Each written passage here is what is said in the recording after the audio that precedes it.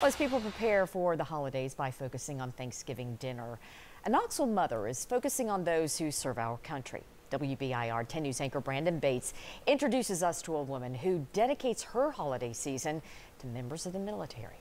For the 8th year in a row, Lisa Nichols is spending the holiday season stuffing Christmas stockings. And that's my son. For deployed military members. So we're going to fill these stockings and send them overseas.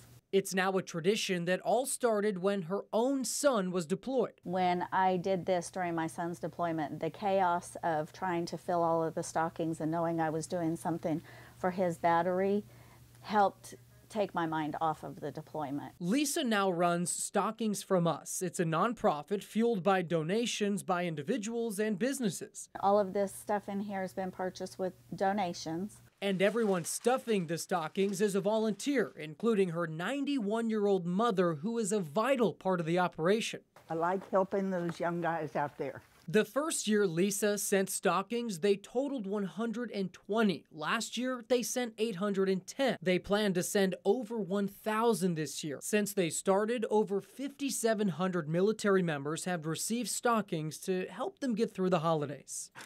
With her son now out of the military, the thought of spending the holidays deployed is what drives her. The reason why I continue to do this is the reaction from the recipients. And she says she's done her job if just one person experiences a little taste of home while they're deployed from their family during the holidays. In Knoxville, Brandon Bates. That just makes me keep going back.